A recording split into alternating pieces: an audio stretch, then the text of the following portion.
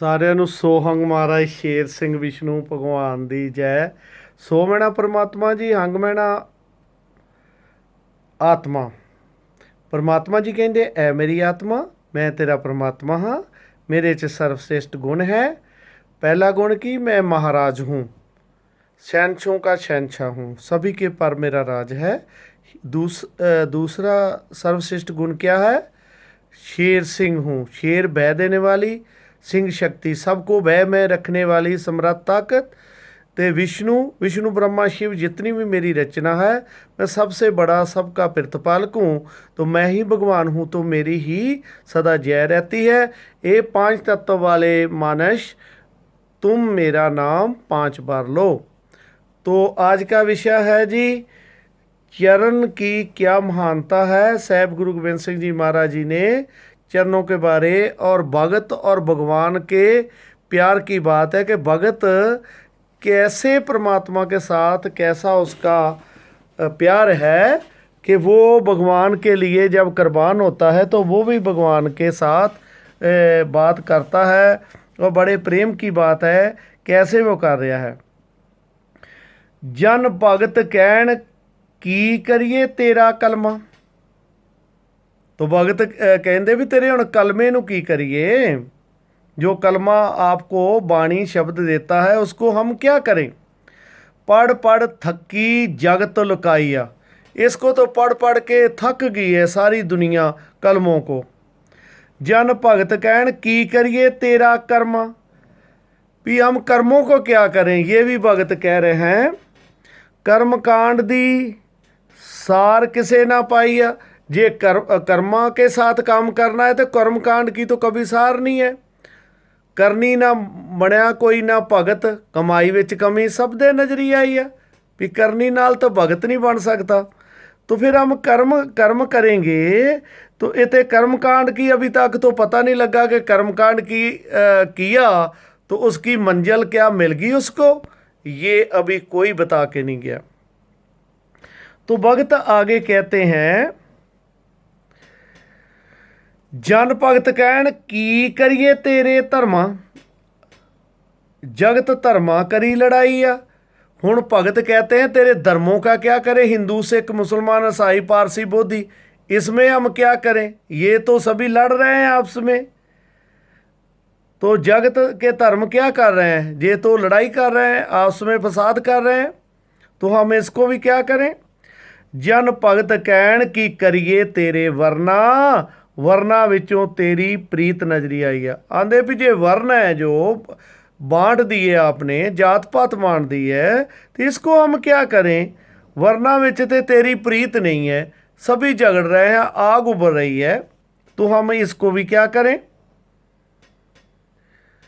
तो फिर जन भगत फिर आगे क्या कहते हैं, जन भगत कहन की करिए गुरुआं चरण।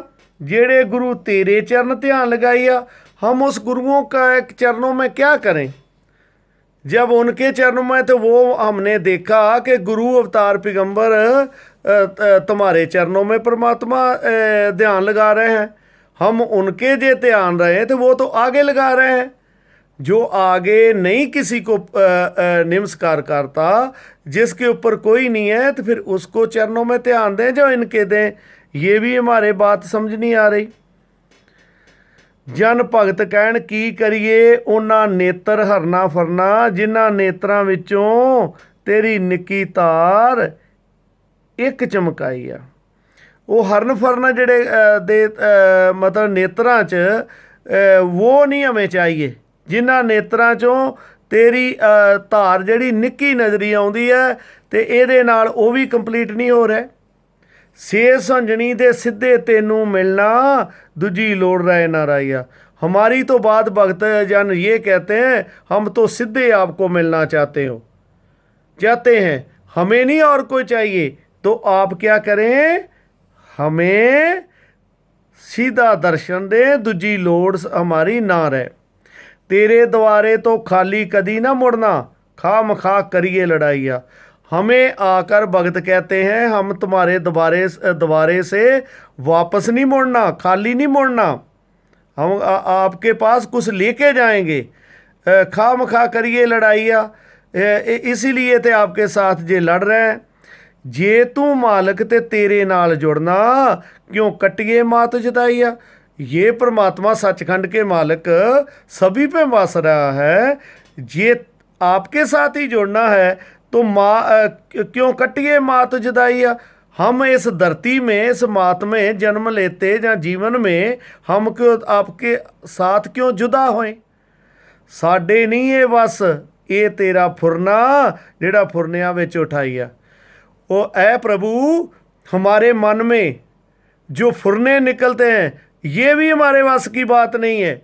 हम नहीं इसके पीछे देखना, हम आके कि ये फुरनों से ये कर लो। फुरनों के ऊपर हमें उठाओ। ज्योति जो स्वरूप पर आप अपनी कृपा कर अपना मेला लय मलाइया। सर्वात्माओं के परमात्मा अपनी कृपा से अपना मेल ले हमारे साथ। जन भगत कह सुता उठ वेला गया या। फिर भगत कहता है परमात्मा सचखंड में हमेशा तुम जहाँ जीवों के अंदर सुते पे लेटे रहते हो, तो उठ के हमारी तरफ भी देखो ना। वेला गया या तेरे आने का समा आ गया। सानू नवियां नू आके पुछ जो रो रो देंदा आइया। भी पुराणों की बात आप उनके साथ जुड़ रहे हो, हमें नवियों के साथ भी तो हमारी हालत पूछो। यो रो रो देन दहाइया, जो आपको रो रो के दुहाई पा रहे हैं। खाली हाथ कोल नहीं कुछ आंदा, हमारे हाथ में कुछ नहीं है। भगत कहते हैं कछहरा लंगोटी तेड़ना कोई बंदाइया। ना तो हम लंगोटी वाले हैं ना कछहरे पहनने वाले हैं। ये इसमें हमें नहीं कोई इस बंधना में नहीं बधे। जगत नालों असी गए रुस। हुण ये बताओ, हम जगत के साथ तो रुस गए, हमारा संसारियों के साथ संबंध नहीं रहा। जगत नालों असी गए रुस। जे तू रुसिया सानू थां लभे ना रही आ। ये तू भी रुस गया, जगत भी रुस गया, तो फिर तू भी रुस गया तो हमें कोई थां नहीं मिल रही, हमें कोई जगह नहीं मिल रही कि इससे आगे हम क्या करें। ਜਾਂ कह दे नहीं तुसी मेरे पुत, ਜਾਂ तो फिर सीधी बात करते कि हम भगत जो हम भगत हैं वो तुम्हारे पुत ही नहीं है, हमारे आपके पुत्र नहीं है। पिता पुरख अकाल ना मैं अखवाइया। ਜਾਂ तो ये कह दे कि हम अकाल पुरख नहीं है, ये अखवाना जेड़ा है भी तुम हमारे पुत नहीं तो हम अकाल पुरख नहीं है।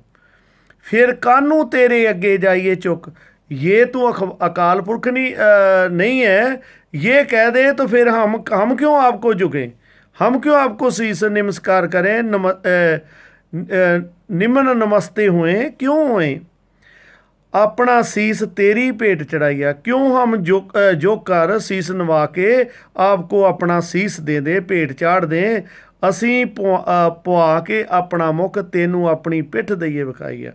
जे ऐसा बात तुमने करनी है तो हमें पुत नहीं समझना, हमने पुत्र परमात्मा अपने नहीं हमें समझना, तो फिर असी पुआ के अपना मुख असी तेरे से अपना जिहड़ा मुख है वो अपना वहाँ से पीछा कर लेंगे और अपनी पिठ विखा देंगे। जे भी तुम्हें नहीं ये बात स्वीकार, तेनू कितों नहीं मिलना साडे वाला सुख। ये तू ये समझे कि बाकी सुख देंगे तो मैं तुम्हारे साथ प्रीति जोड़ेंगे। भगत कहते जहाँ कोई नहीं ऐसा जो आपके साथ प्यार करे, ये सुख नहीं मिलना। श्री भगवान तेरा ज्ञान सुन कोई ना या। ना तो श्री भगवान तुम्हारा कोई ज्ञान सुनने वाला धरती में रहना है। पहलों जम के माँ दी कुख ना, पहले माँ दी कुख से हमने जो हम सब माँ की कुख से पहले पैदा हुए। हुण तेरी गोदी बैठे सुख मनाइया। हुण तेरी गोदी में बह के सुख मान रहे हैं तो तुम हमारी बात नहीं मानेगा तो फिर क्या करेंगे हम। अपना तेरी झोली पा के दुख भार तेरे उत्ते चुकाई।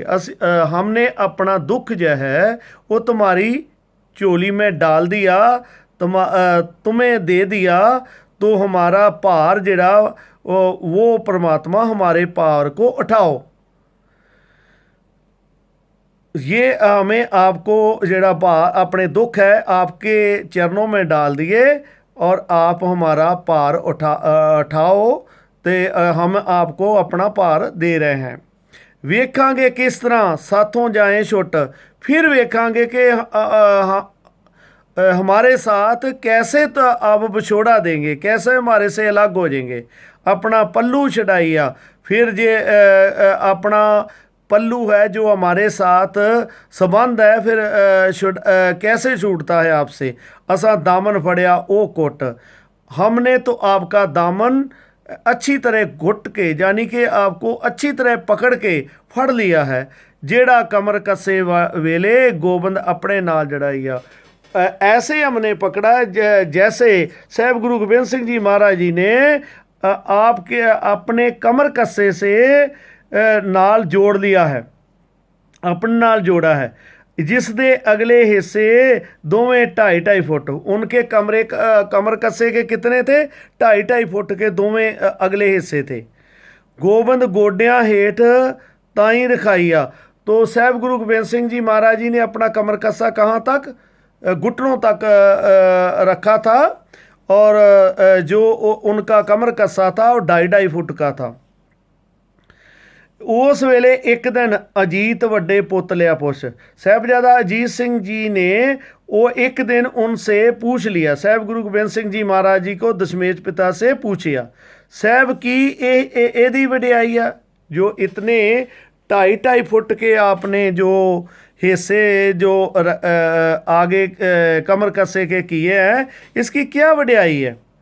गोबिंद क्या आ लाडले सुत, तेनू हौली हौली दिया समझाइया। साहब गुरु गोबिंद सिंह जी महाराज जी कहते हैं, ऐ मेरे प्यारे सपुत्र, ये मेरी बात तेनू हौली हौली आपको समझा रहा हूँ, ते धीरे धीरे समझा रहा हूँ। जेड़ा गुरसिख मेरे कमर कसे तो नीचे जाए चुक, जेड़ा गुरसिख मेरे कमर कसे तो नीचे चुकेगा, कमर कसे जो नीचे चुकेगा, इसीलिए लंबे हमने जे कमर कसे के जो 2.5 फुट के गोडियों के नीचे तक हेठा ताई रखे हैं, घुटनों के नीचे तक इसलिए रखे कि जो गुरमुख मेरे कमर कस्से से नीचे जाए चुक, कमर कस्से तो नीचे जाए, जो कमर कस्से तो जो नीचे झुक जाएगा, मुख वेखण तो पहला चरना शीस नवाई है।